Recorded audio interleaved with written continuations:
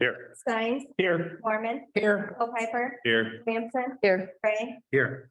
Okay, number two, approval of agenda. Any changes, Your Honor? No changes this evening. Move to approve. Second, call the roll.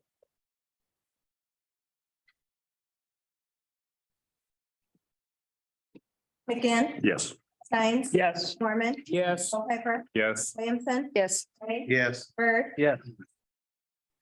Okay, number three, presentation petitions, other communications. We have nothing this evening. Number four, report of standing committees, A, policy administration, BJ. Yes, Your Honor, we held interviews for the Public Works position, and we will have a recommendation from the committee at the 11/7 meeting. Okay, that it? Yes, thank you. Public Safety and Transportation Committee, Stephen. No report. If we have any items, they'll be the 26th. Okay. Utility Committee, Stephen. No report. Economic Development Committee, Terry. The Economic Development Committee met last week and reviewed the project at 809 Keeler, that property owned by Carlin D. McKnight. The work's been completed. The building looks great. So we approved their BDIF grant. Project totaled $79,000, so they maxed out at the $30,000 limit. We also met tonight and had a request from Pritchard Brothers for another BDIF request for a project that totals about $45,871. And a request from Hans Boehm of Boehm Insurance for a BDIF request to do some remodeling on the front of his building as well. That total project's about $14,300. And there will be a walkthrough this Wednesday, October 19th, so they can get started on it and beat some of the weather. But it's exciting to know that they're starting to take advantage of this program a little more. All the contractors are local contractors, so the money's staying in town, which is great as well. And even better news is the fact that we still have money available after funding both of these projects, should the committee choose to do so. So we still could do a couple more and then budgeting is coming up, so it'll get How much do you have remaining? about 46,000. We could do a couple of good sized projects and still fund those. 46, And not counting these two that we looked at tonight. Right, these two are, 46 on top of these. Right, remaining. And these two, give or take, about 20 through 24,000. But so we have that money available going forward. And then again, like I said, next year we'll reboot the system. So yeah, I'm glad that the businesses are taking advantage of it. I think we can make that clear to everybody that anybody can apply for one of those too. So that's all I have, Your Honor. Okay, thank you. Number five, department reports, building official Ed Higgins. Your Honor.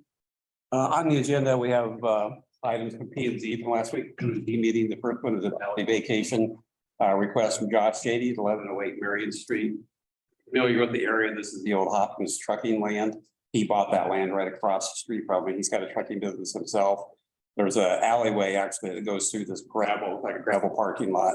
But there's actually a city alley still in there. He would like to vacate it so that he can have, because he owns the property on both sides. So of course, there are no property owners objected to it because he owns both sides. So P and Z and staff has recommended approval.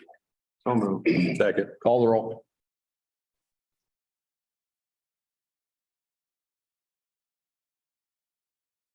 Stein, Yes. Mormon, Yes. Piper, Yes. Williamson, Yes. Gray, Yes. Bird, Yes. McGinn, Yes.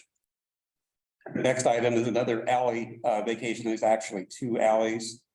This one's from Ricky Jackson at 604 Webster. An alley on the north side of Ricky's property and one on the east side.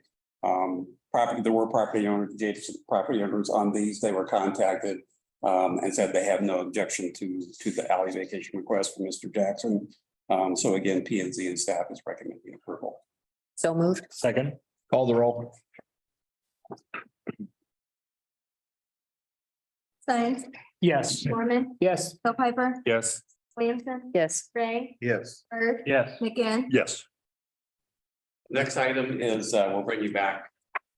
Martin, about guidelines or adding something to our code. This is went to P and Z twice. It went in August and this last Monday.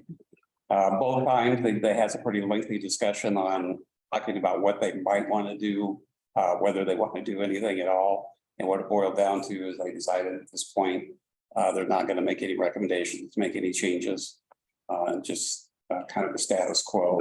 I know you looked around to see what other communities and you didn't find anything. So nobody really has Yeah, real. addressed that. What we're talking about, because it meets, if you follow the building code, it meets the building code. So they feel it's, Instruction, they don't need a separate. right.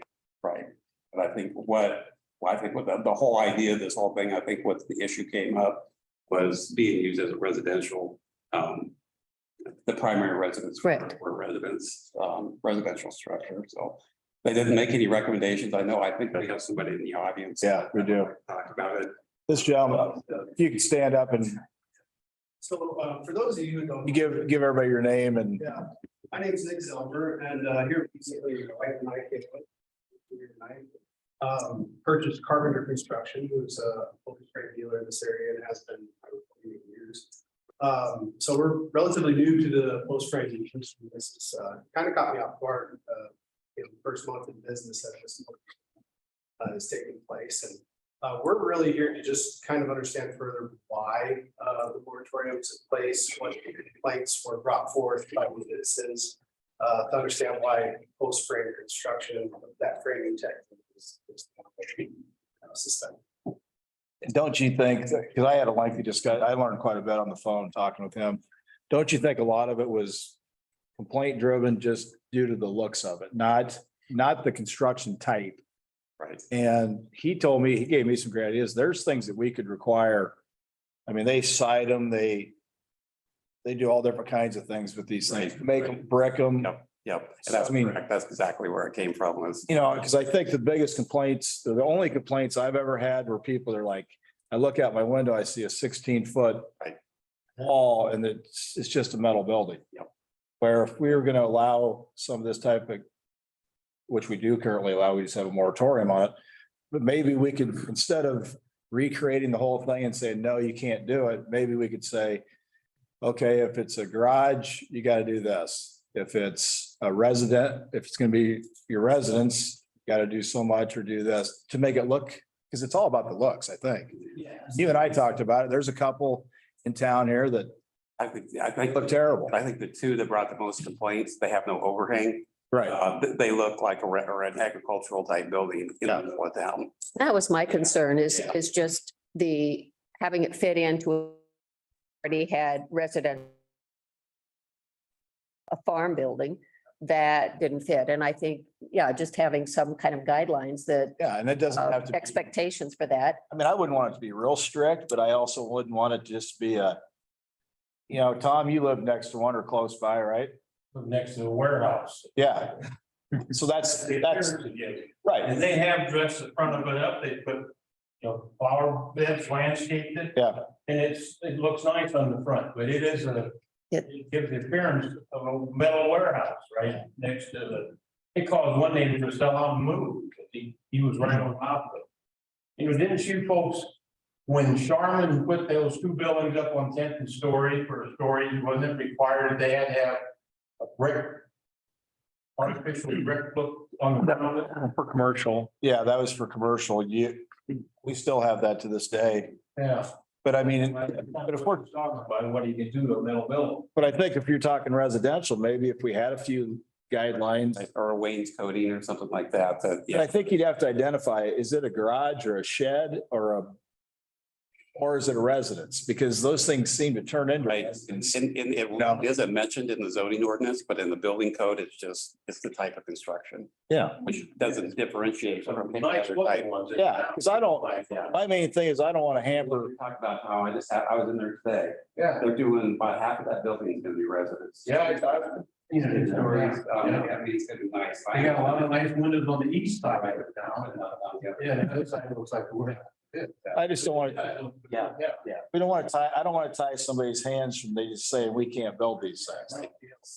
I just bought business. I mean, My biggest concern is probably the fact that what we do today is we can put up a post frame building and we can tie back it, plywood it, put vinyl siding, hardy plank, I mean, really whatever look you want. Right. with it. But, you know, to ban the framing technique, I think it's, you know, Yeah. it's economically gains for the citizens, it's energy efficient. I just don't think it's the right. And I don't think that I was don't think it was the framing, ever the intention. It was more of the aesthetics. the aesthetics of it. Yeah. That's what it was. And so if we have ordinance on that, depending on if it's a residential or a garage, you know, we have different ordinances. that Yeah. make it Look good. I'd be definitely willing to help and There you go. Right, and I guess as my point was kind of having it fit into that neighborhood. I mean, to a certain extent, and we don't want to get into the approving housing design. No, But some basic kind of guidelines that way. Well, location makes a difference too. Like down on Story Street, if you go down that back alley behind the houses on Story, there's a lot of two-story buildings, there is. two-story garages that sit back there.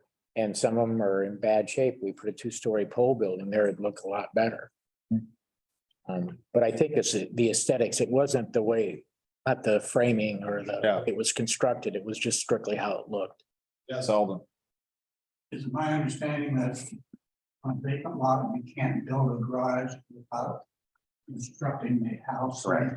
That's correct. Yep. And that's why the way they kind of get around it, so to speak, is if they put living quarters in that, you know, that building that they're putting up. Then there's nothing that differentiates from the stick-built building. What designates living quarters? Just the kitchen and the sink? It's about, if you go to the building code, you gotta have it right. It's not much. It's about 500 square feet. You gotta have a sleeping facility, you gotta have a bathroom, you gotta have a kitchen. In all that area, a minimum of that in that area. And it has to be completely separate from the garage area. Just like a garage that's attached to a house, it's got wall, firewall, and a separate entrance and that type of thing. That's the difference. Yeah. They can make them really look nice. Yeah. So planning and zoning is saying, leaving it up to the council is what you're saying. So why don't we try to figure out how we can find that happy medium, but maybe if it's residential, we may require this. If it's a residence, if it's a garage, or shed, we need to require this. Would you work with us, help? I mean, that's what I do for a living. Yeah. Find, you know, customers options on how to make it not look like a. Yeah. And so I. And would we want some kind of guidance on how much is residential and how much is garage? You know, as well as just the appearance, but Yeah, so they're not Other- throwing them up just to get around the state, Yeah. building code. 500 square feet is a studio apartment. it's pretty little. So Do we need? we could committee? change that too. Well. I mean, I think even the economic development, what committee would you think? I can It's an ordinance. with him next week. I'm off, so. If we want to get started. on Yeah, I mean, just so we can get some basic ideas to put on paper. So we got something we can, You have a business card? We'll get one from. Think from conversation with Councilman Byrd, he'd like to be a part of that, Yeah. so maybe he could. yeah, no. that's And great. you include Ed and David. Yep. And then. Yeah, I'll send out. Ed, can you tell us what exactly will be changed if we come up with some of these things and where it needs to take place? I'll tell you the biggest things that E&T talked about. One, they talked about height.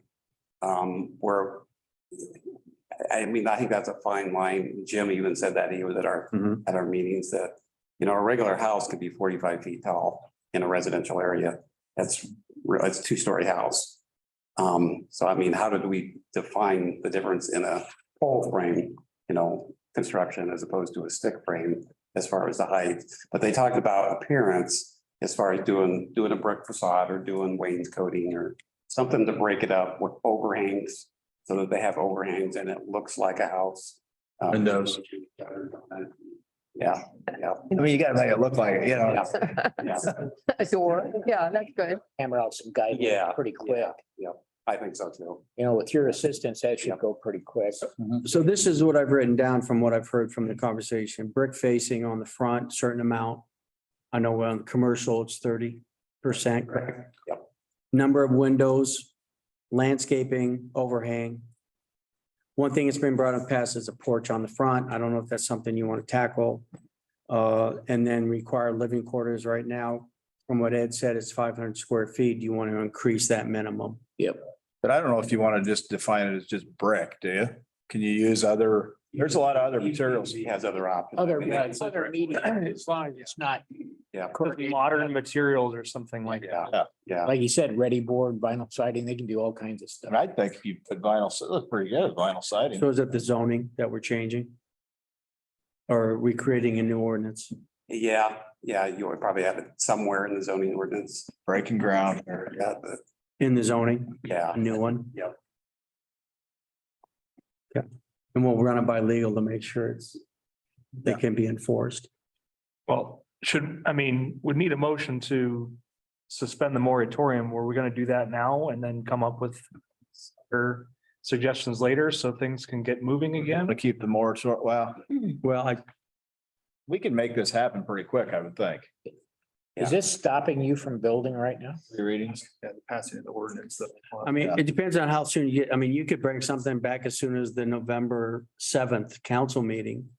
Absolutely. And, Easily. and that'll give Ed time to, once you all come up with it, let Ed and Rafe here look at it to make sure we're on legal footing for it.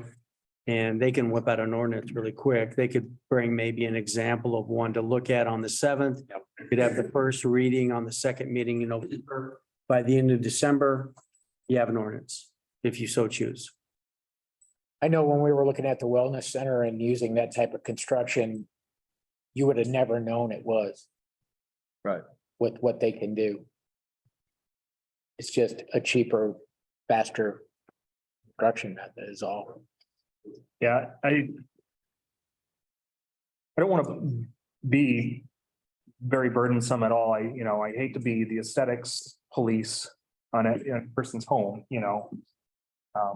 so, That's why I say I don't want to just limit it to the word brick. yeah, I'd be able to use. yeah, I just don't, I don't want too If much you burden. take a look at Farley's is that type of construction and it's really nice looking building, actually. But the problem is, there's a garage that's going up 3 blocks from my house that looks like it belongs in a farm field. Yeah, I mean, So there has to be some sort of mediation there, some sort of compromise. If you're gonna build it inside this thing. Yeah. Otherwise, I guess my point is just try to be as light as possible overall, you know what I mean? yeah, I understand. Yeah. I understand what you're saying. No, I think that Councilman That's just my, Mormon and Bird need to let Ed know when they can meet, and then Ed can follow up with the gentleman. I will definitely get an email out and we'll try to set up The goal of having something back on the 7th. 7, okay. by November 7th. Yeah. All right. I have. Thank you. Thank you. Do it. I just need your contacting. Okay, next up, Finance Officer Andrea. City Attorney, Rafe. nothing, Your Honor. Director of Public Works, John Rouse. Or Wayland, I'm sorry. Thank you, Your Honor. You're still. Later in the packet, here's a resolution on our plow truck that was delivered. It's been looked over. Everything's good. Lots of ups and downs in the last 2 years of getting it, change of box and everything, but everything came through nice, well put together piece of equipment, and we thank you for that. The resolutions for that, if you remember when we did the 628 stories, green space, we left the alley unpaved. Situations to come through, poured the concrete back alley. We took care of that last week and finished up some pavement projects before the end of the season here, and hopefully we got many more weeks of good working weather. See, yeah. Thank you. Thank you. Engineering, Bill. Thank you, sir. So in front of you in the packet is a certificate of completion for the water treatment plant exterior wall repair and reappointing project. It's substantially complete. It's recommended by SEH, our engineer consultants. that council approve the substantial completion. So moved. Okay, call the roll. Mormon, Yes. Hilheimer, Yes. Williamson, Yes. Ray. Yes. Bird. Yes. McGinn. Yes. Stein. Yes. That it? Oh, sure. Public safety, Chief Adams. Yes, Your Honor, just one quick update. It is the 1728 13th Street that the city obtained. We will be conducting a controlled burn on October 30th. Letters to the residents went out today, and barring any type of weather event, everything should be a go. We will have some concern with dirty water during the next few days after that. We're going to try to disrupt the water service as little as possible. We will have to flow some water off of that main, but we know that that's not a great main up in that area. We're going to truck a lot of water in. But there will be some potential dirty water calls, or you guys may get a call concerning not wanting the fire to happen because of pollutants, those kind of things, but we'll do our best that we can to make everything go good. Thank you. If we will. Yes, briefly, Your Honor. Our latest police officer, Tina Lair Van Meter, will be graduating from the academy this upcoming Friday. So we'll be happy to have her back. She has a handful of months of training left, and then she'll be on the street on her own. Awesome. Thank you. City Administrator Bill. Just two reminders, one to the elected officials of the special council meeting a week from tonight, October 24th. And the last one is, I'm sad to announce this evening that Ed has turned in his retirement papers. His last day will be Friday, January 27th. For the P&A committee tomorrow, I will put out the internal posting for the building official position. And I will report to you on November 7th how many current employees put in for that position, and then we'll go from there. That's all I have. Okay. Number 6, consent agenda. Are there any items on the consent agenda that you would like removed and discussed separately? And if not, I need a motion to approve. So moved. Second. Call the roll. Hilheimer, Yes. Williamson, Yes. Ray. Yes. Bird. Yes. McGinn. Yes. Stein. Yes. Mormon. Yes. Okay, number 7, we have no ordinances. Number 8, under mayor's comments. Just want to, for those of you that don't know, we lost a very, very good citizen today. Mike Newbold, owner of Cardinal Cleaners, passed away this morning. And if you remember Pufferbilly Days, I just gave him an award, the Citizen of the Year award or dedication award. And but anyway, he passed away this morning. I thought I'd pass that on. He'll be greatly missed. He was great for the community. Just a good person. So anyway, number 9, council comments. Any council comments this evening? I just have one. I distributed a sheet here that has some content information on it. I attended the Boone or the Ames EDC Economic Summit, and it was about grants and some additional information about low-income housing. Pretty informative session. Teresa Greenfield was there. I believe she used to be a state representative or Congress, I believe, wasn't she? No? She ran again. But she's a state director of the Iowa USDA Rural Development. And I talked to her following the meeting because she said some interesting things about grant opportunities for fire, police, and hospital libraries. There are grants. I explained the situation about our fire station expansion. I explained the situation about the DDC project at the library. She said that both of those projects could qualify easily for grants. So I think we need to reach out, and the contact information's on here. They will walk us through the application process. You know the amount kind of those grants? The library? Some of them are grants, and I think they were up to 100,000.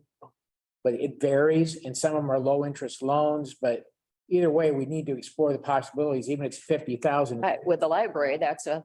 I talked to Jess a little bit about that tonight, and you know, that expansion came in over budget. If this could counteract that, if we pursue it.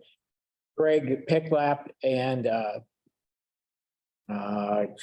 Andrew Collins are head up the MIPA here, which is Mid Iowa Planning Alliance. They're working on a grant right now for our UV project because of all the change orders and stuff. So that's coming out. Actually, Andrea has that grant application in her office that she's working on. Oh, you're working on it. Yeah, I'll submit. But Greg said he would help us with that other applications too, as well, and so did Andrew, so. Just an avenue for us to pursue. Like I said, sewer, water, fire, police, it's pretty broad. And she said because of all the ARPA money out there, nobody's been applying for these grants. So there's money sitting there. Get it. It helped. Yeah, we did help. Try for it. It worked. Oh, absolutely. So, okay, that's all I have. Okay, any other council comments? Any public comments for items not on the agenda? Not, this meeting is adjourned.